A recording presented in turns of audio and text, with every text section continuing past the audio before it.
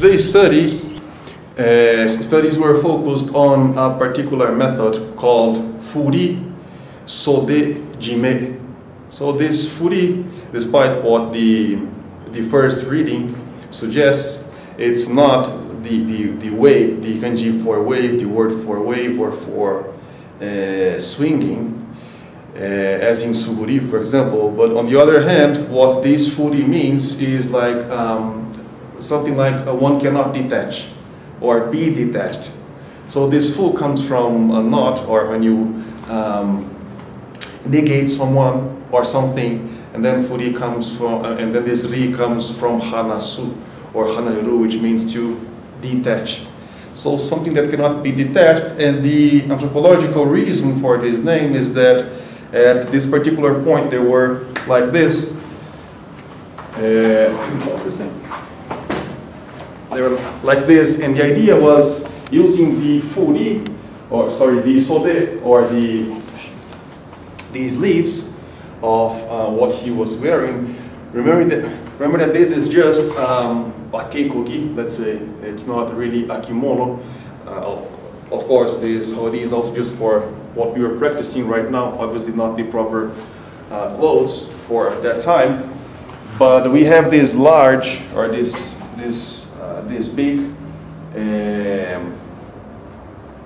sode. So in this case, what I would do is use these legs.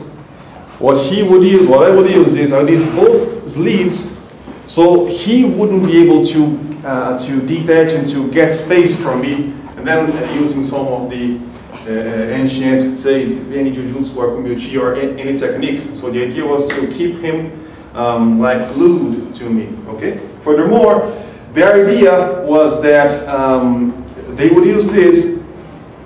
For example, let's say I am here. Okay, so I would have this kind of angle, and then this kind of angle. Okay, suppose I was here. So violently, one would implode downward, or would throw him very violently with both his hands locked. Say, for example, I was here. Okay, suppose I was here, and then bringing him down violently, so he has no hands to protect himself during his fall. So he would hit his head or shoulders violently. Say, suppose that I am here, okay, and then say I would throw him directly from here. So head, imagine I would kneel down and grab him, and then having both his arms restrained, he has no means to protect himself. So this was the main idea. Also, it's important to have in mind that he would be on soils like Yama, or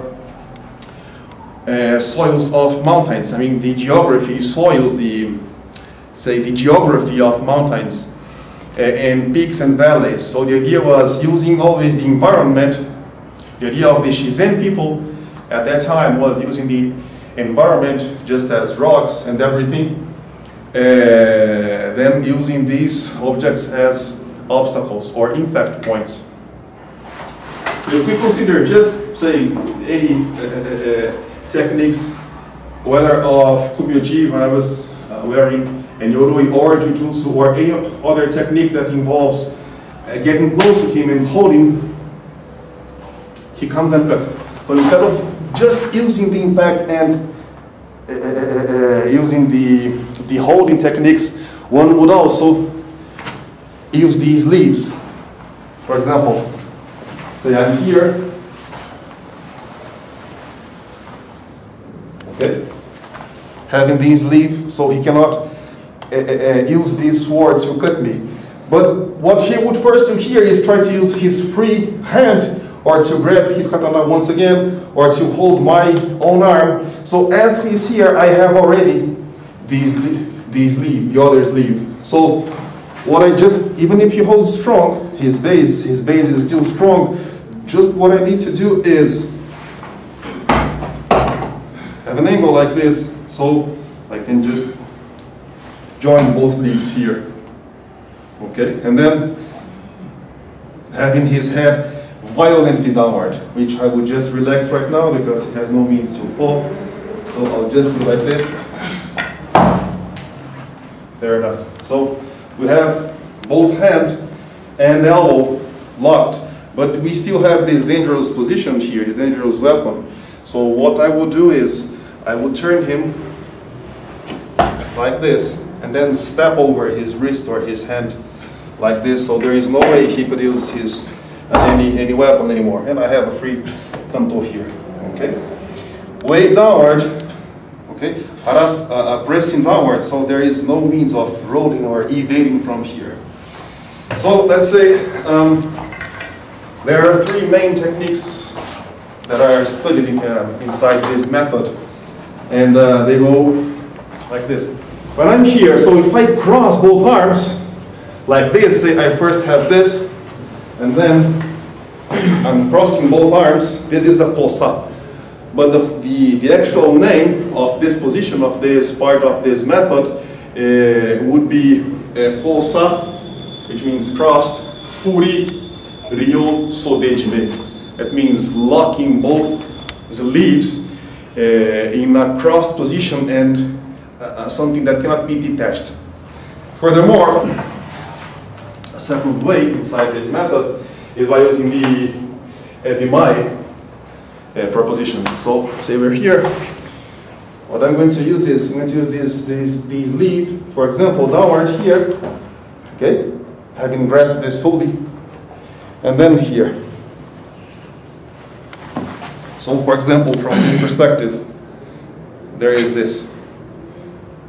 Okay? So this would be the mai instance. And then lastly, there is the Yushiro instance, which is, for example, anything that, say, I am here, okay?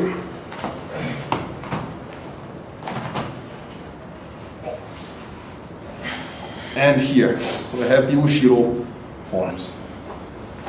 I can also proceed to forms that cross on the back line, like this, which are very, very powerful and effective, because if I throw him or launch him or implode him downward for this